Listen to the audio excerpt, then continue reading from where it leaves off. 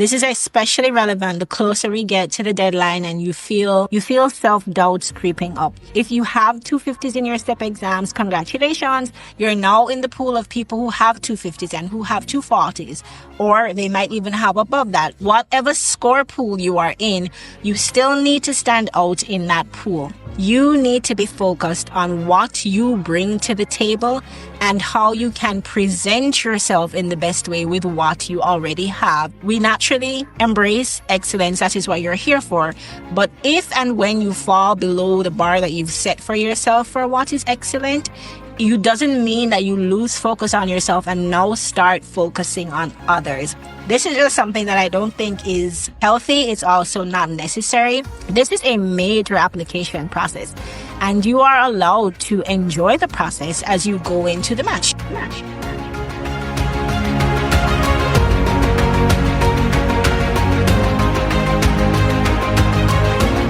Hello. You're listening to the IMG Residency Match podcast, where ambitious international medical graduates like yourself get the insider strategies and inspiration you need to match into residency. I'm your host, Shawna-Kaye Lester, the founder of Memorable Essay and the creator of the IMG Residency Match Application Accelerator, a program that helps you create a memorable residency application to match. So if you're looking for proven strategies to match and the inspiration to create a medical career you absolutely love, you're in the right place. Let's get into it.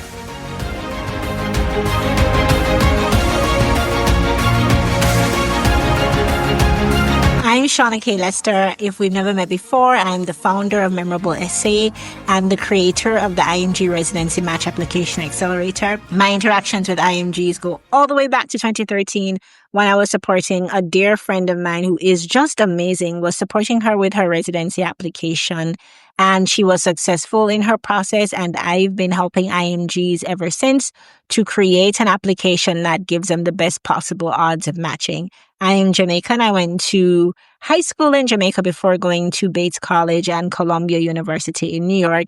It is really a pleasure for me to support international medical graduates as they are leveling up their lives, as they are opening new chapters through their medical education. Today, we're going to be talking about 4 mindset shifts that you have to make when you're applying to the match. This is especially relevant the closer we get to the deadline and you feel naturally, just like any human being, you feel self-doubts creeping up. We want to delve into these mindsets today, look at what they are, and also look at what some of the shifts need to be. One of the main ones for me is you seeing being an IMG as being a weakness. One of the assessments that we have in our program in the IMG Residency Match Application Accelerator is that we ask our clients to take a look at their weaknesses. And people routinely put being an IMG as a weakness, like the actual state of being an IMG. One of the problems with this mindset is that it conflates being an IMG with having an actual weakness in your profile, like you, the person. AMGs and IMGs both can have weaknesses in their profile, and being an IMG is not innately a weakness. We're going to talk a little bit more about what that is. Seeing being an IMG as a weakness can also produce a lot of nervousness, anxiety, overwhelm, and this is all in a process for which you have very reasonable odds. So if I told you that you had a 6 out of 10 odds of something happening to you when you go out your door today, out of your home, you probably would stay home. You'd be a little bit scared because those are pretty reasonable odds. Those are real odds. It's very likely that something could happen to you or for you if your odds are 6 out of 10. So for me, you have a lot of anxiety, a lot of nervousness that is not really merited in this situation when you view being an IMG as a weakness. Seeing yourself as having this weakness of being an IMG also takes your focus away from what's really important, which is optimizing your odds. Being an IMG is not a weakness. This is the mindset shift. It is not a weakness. It's actually just a reality. There is a reality that IMGs match at a lower rate than AMGs. And what that is just a reality and a numbers game. So what you have to focus on is how do you optimize your odds, essentially, of matching, right? So you can be an IMG and still be a strong applicant, an overall extremely strong applicant among other IMGs, and also when compared or assessed alongside AMGs. You being an IMG is not inherently a weakness. So what I want you to do every time it comes into your brain that being an IMG is a weakness is to remind yourself that 25% of active physicians in the United States are IMGs. You are needed, you are valued, especially in primary care fields. Being an IMG is simply a reality of the category that you fall in this match process, and it doesn't mean that you as the individual have this as a weakness. I also want you to shift your mindset and to focus on the fact that you can optimize your odds of matching. You can be more strategic in how you're approaching the match. A part of being more strategic is you can meet people, you can optimize your profile, you can put yourself together better. You need to be spending your energy on optimizing your odds of matching instead of lamenting having a weakness where being an IMG is the actual weakness, because it is not. It is simply your job to increase your odds of matching. Being an IMG is not a weakness, it's a reality, and your job is just to increase your odds. Another thing that's holding you back in your mindset is over-identifying with being a student. So if you're an AMG, you are probably quite likely applying to the match after graduating medical school. You have graduated from med school and you have perhaps to work for a few years. If you're an IMG at an offshore school and you are applying to the match even before graduation, graduation is looming, right? Like you are about to be a physician. And so what I'd say to you is that it is very important for you to see yourself as a young doctor, see yourself as a future psychiatrist, see yourself as a resident surgeon, as a resident pediatrician by next summer. That is who you are. You are no longer a medical student. And I know that because there might be things that you might not know. You might have some doubts about, do you know enough? Will you ever know enough sort of thing? That comes in part and parcel with your training. It doesn't mean, however, that you are not a young professional at the start of their career. When you see yourself as a student, this has a cost associated with it. You are fixated on things like your grades. And of course, grades are important. We are team excellence. Like nobody is more team excellence than me. A star, A plus, GPA 4.04 on a 4.0 scale. Like you are excellent, right? But this only goes up to a certain point. I tell people all the time, it doesn't matter what your step scores are or what your grades are from medical school, you are going to fall within that pool of people. If you have 250s in your step exams, congratulations, you're now in the pool of people who have 250s and who have 240s, or they might even have above that. Whatever score pool you are in, you still need to stand out in that pool. What you don't want and what I see happening is that you fixate on your USMLE scores, you fixate on your medical school scores, and in doing this, you fail to see the unique value that you bring to a program outside of your scores. Because as I said, chances are very, very, very limited that you're actually going to stand out in the match process based on grades only, because there are always going to be other people who have attained your grades or even better. When you focus on your grades only, you are missing out on focusing on the unique value that you bring to a program based on your professional experiences, based on your life experiences, based on your background, essentially based on your story.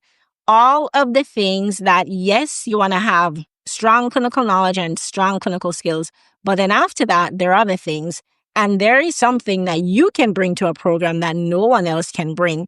But if you are super, super, super focused on what your grades are, you are going to lose focus on that or lose focus of that. So here's what I want you to do. I want for you to make a mental shift to acknowledging yourself as a doctor. And I know that this might sound hilarious, but I talk with you all the time. I want you to make the mental shift to realizing and acknowledging that you are a young doctor, you are a young professional, and although you might doubt yourself sometimes, there is a lot of unique value that you bring to the table right now even before residency training. And in fact, if you did not bring these things to the table, you would actually make a very poor resident. You wouldn't be trainable. You wouldn't be eager to learn. You wouldn't be good at talking with anyone or helping to bring about a change in patients because they listen to you and they cooperate and they comply. What you have in your backpack right now is valuable, and what you have extends so much further than your scores. Another mindset shift that you need to make is seeing others as the competition or thinking that the competition is with others. This actually starts from something we spoke about earlier, which is the IMG versus AMG sort of label. And, just seeing yourself as an IMG, as being somebody who is coming in as an underdog, lower down on the totem pole. There is that. There is also the reality of once you start testing and once you start getting your step scores, if you get a score that you don't like, you go immediately to Google, you go immediately to the NRMP reports, and you keep looking up the average and seeing how you fail to meet these averages that, other people are accomplishing or other people have these scores, right? Because it is the average. This is not helpful to you because it is a loss of focus. At every step along this road, you need to be focused on what you bring to the table and how you can present yourself in the best way with what you already have and what you bring to the table. Again, we naturally embrace excellence. That is what you're here for. But if and when you fall below the bar that you've set for yourself for what is excellent, it doesn't mean that you lose focus on yourself and now start focusing on others. You do not want to have in your life at this moment anything that will cost you your focus on you. A quick pause to thank our sponsor, the IMG Residency Match Application Accelerator. The IMG Residency Match Application Accelerator helps international medical graduates like you create a memorable application to match. Learn more at bit.ly/IMG match. Now back to the conversation. Another thing that is very, very costly when it comes to having this mindset that others are my competition is that it puts a dent in your confidence and presence. So let me say, I am aware that if a program gets 2,500 applications and they're taking 9 people in the end, obviously those are 9 people and you would want to be among those 9 people. So sure, if a spot goes to someone else, it cannot go to you. So I understand that in reality, spaces are going to actual people, but those people are not necessarily when you're applying to the match your competition. And I'm going to explain why. If you are able to show that you are a strong applicant, that you have unique value that you can add to a residency program, one of those seats will be yours. In fact, it can be that one of those seats will be yours right alongside 8 other people. What I'm trying to say is that the competition in the match process is really one with yourself. And I want you to think about, how am I feeding myself? What am I watching? Who am I listening to? What am I believing? Okay? This is going to be very, very important because you're optimizing yourself and you're optimizing what you bring.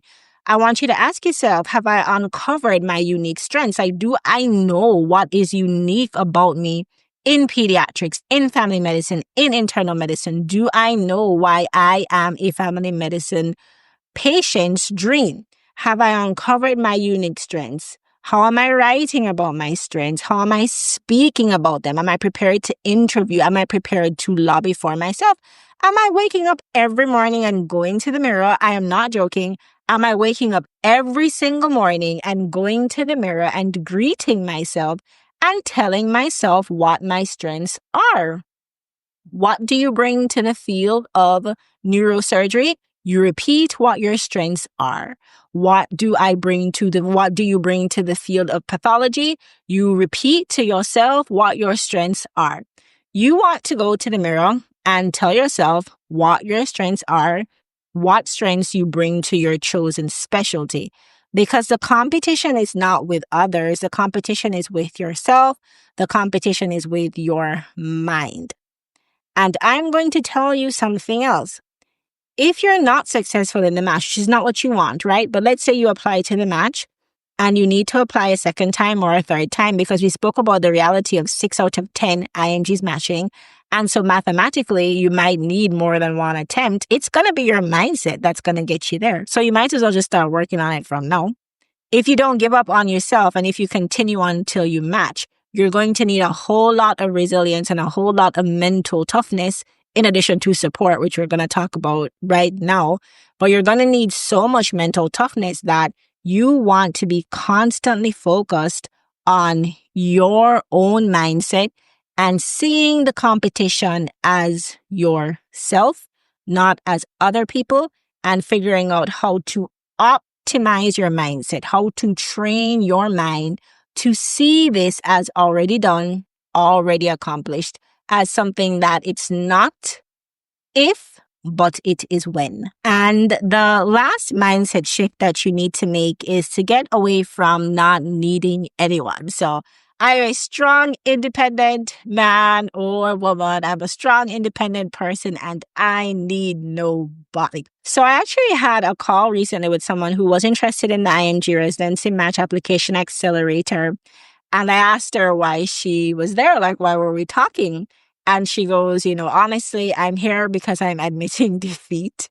And I had to laugh because I've heard that before, like this idea that, okay, I'm reaching out for help now because I've tried by myself and I'm just constantly failing. And so I'm here. And, I love people who reach out, like that. That's fine. I don't hold it against you.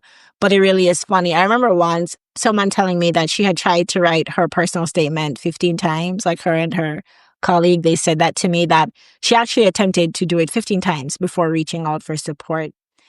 And, that makes me think of this time when I went I'm Jamaican. And so I was trying to hike Blue Mountains in Jamaica. I wanted to get to the peak of the mountain, Blue Mountain. I wanted to get to the top, get to the peak by sunrise. So what happens is a friend, she was visiting me, and we actually met on study abroad in college in Mallorca. Well, in Spain and then Mallorca, we did some travels together, and we said, okay, she's going to travel to Jamaica. So she comes to Jamaica, and we're staying at this little inn, this place called Rap Jam.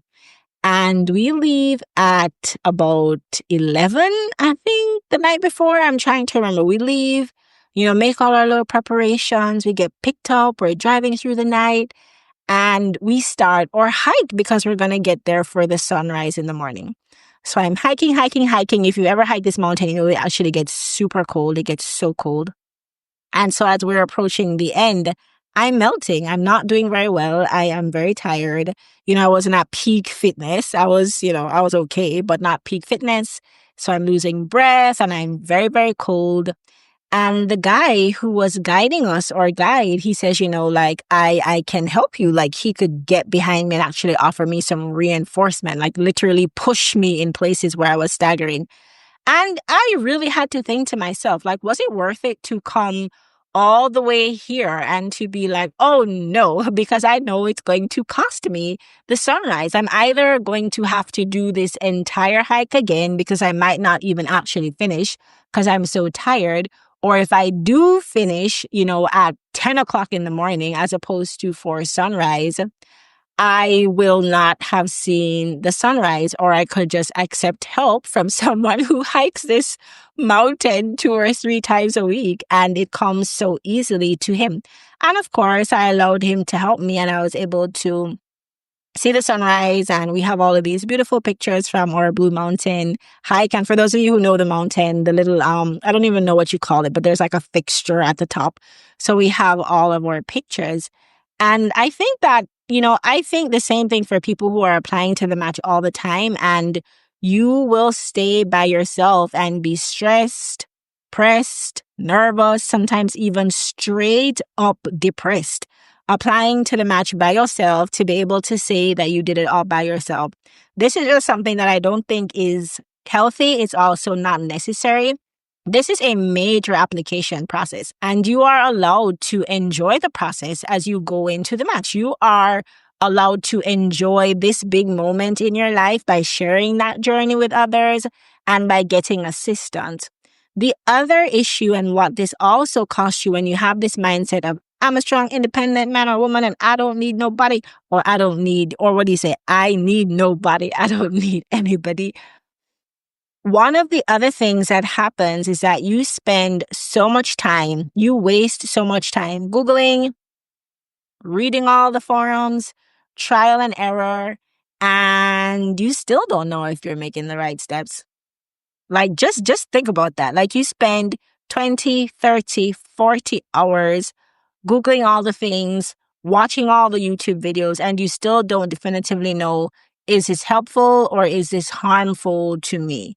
You still do not know how to best put yourself together after doing all of this work. So what I want to say to you, and the mindset shift that I'd love for you to adopt, is just to be able to acknowledge that I do not know what I don't know, and what I don't know will cost me.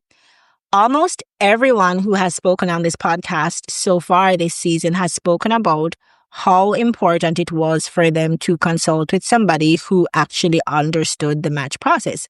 There are a lot of things in the match process that you might not understand now, and you don't even know that you need to understand them. So you want to make sure to shift your mindset that I don't know what I don't know, and what I don't know will cost me. And I also want you to shift your mindset to matching is a team effort. And that includes your parents, your spouses, it includes your friends, and it might also involve professional support. I do not say this only because Memorable Essay offers professional support. I say it because it really breaks my heart to watch people be stressed out from start to finish with this process, and they still come out not their best. I won't say mediocre, but they still come out not their best at the end of it all. You don't get a gold medal for being stressed, for being overworked and pressed and depressed, and having your journey to the match be miserable. You don't have to do it all by yourself. So these are the 4 mindset shifts that you need to make. Seeing yourself as an IMG, seeing being an IMG as a weakness. Being an IMG is a reality, and your job is to just increase your odds. Switch from over-identifying with being a student to embracing that you are a young medical professional with unique value to bring to a residency program. And I do want you to go in the mirror and to repeat the things that you bring to a residency program to yourself. I want you to shift from seeing others as the competition to understanding that the competition is with yourself, primarily with your mind. You want to take care of yourself to make sure that you can operate at your maximum level. And especially, you want to do a lot of work with your mind, only watching, reading, and believing things that are positive. Listen, if your mind can make up any story about you, you might as well make up a good story. Like when your mind says to you, what if you don't match? Try and make up a good story instead. What if I match and in the next 4 years I'm living in this amazing city I've always wanted to live in? Because chances are that that will come to fruition. You can make up any story in your mind, so definitely make up a good one. And I want you to switch from being a strong, independent match applicant who needs nobody to somebody who understands that you don't know why you don't know, and you're not willing to pay the price for something that you could have been spared if you just knew it. And your time is your most valuable asset, and you are not going to waste your time and still be lost, and worst case scenario, be in the match for 3-4 match cycles. It is okay to get help because matching is a team effort.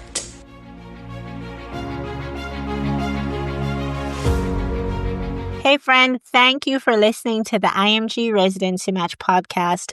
If you're ready to create a memorable application that gives you the best possible odds of matching into residency, connect with me at bit.ly/IMG match. That's all lowercase. And you can find me on Instagram, YouTube, and Facebook at Memorable Essay. Or handle is Memorable Essay. If you enjoyed this episode, be sure to follow, leave a review, and share it with another IMG who's on their match journey. Your support helps more ambitious IMGs to find our show. Until next time, keep focused and be memorable.